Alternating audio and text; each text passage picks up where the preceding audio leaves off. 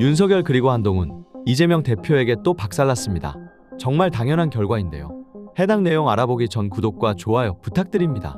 뉴스토마토 119차 여론조사에 따르면 다음 인물들 중 누구를 가장 신뢰하는지 묻는 질문에 이재명 대표가 40.6%, 한동훈이 28.4%, 그리고 윤석열이 11.5%로 나타났으며 이재명 대표가 윤석열 그리고 한동훈에 비해 두 자릿수 차이로 앞서고 있는 모습을 보였습니다.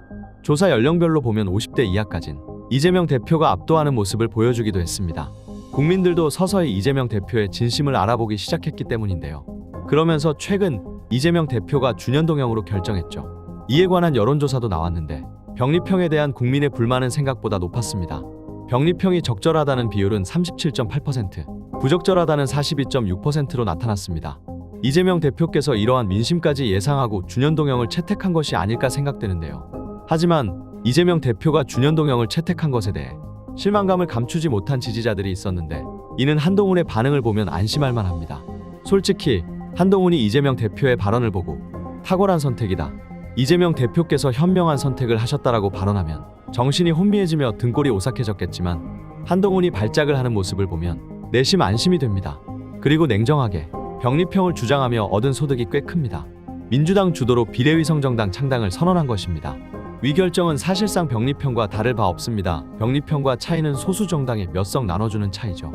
지난번과 다른 것은 지난번에는 민주당이 위성정당을 늦게 결정하여 주도권을 일부 양보한 측면이 있었지만 이번에는 민주당 주도로 위성정당을 창당함으로 주도권을 가지고 비례 후보자의 공천을 정할 수 있어 보입니다. 위성정당만 창당한다면 연동형을 굳이 반대할 이유가 없습니다. 말만 연동형이지 실제는 병리평과 다를 바 없기 때문입니다. 제일 걱정했던 것은 위성정당도 만들지 말자는 이탄희 의원의 주장을 수용하는 것이었죠. 위성정당만 만들면 더 이상 왈가왈부할 필요성이 없습니다.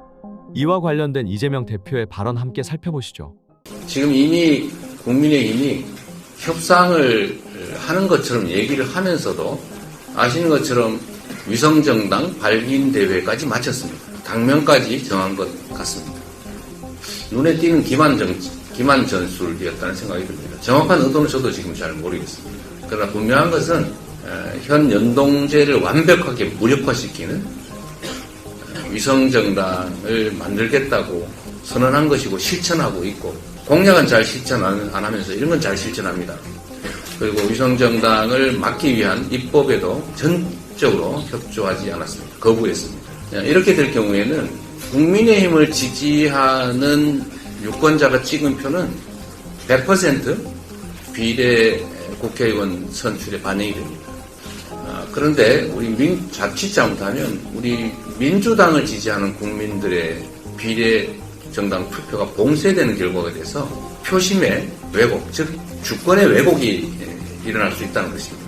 사실 당연히 위성정당 같은 형태는 없어야 되지만 말씀드린 것처럼 상대방이 반칙을 하고 원투 경기에서 칼을 들고 나오는데 우리가 칼을 들지 말자라고 주장했고 또 칼을 들 수 없게 규칙을 만들자고 했는데 상대방이 끝까지 거부해서 칼을 들고 나오면 저희가 똑같이 칼을 들 수는 없어도 최소한 냄비 뚜껑이라도 들어서 막아야 되지 않겠습니까?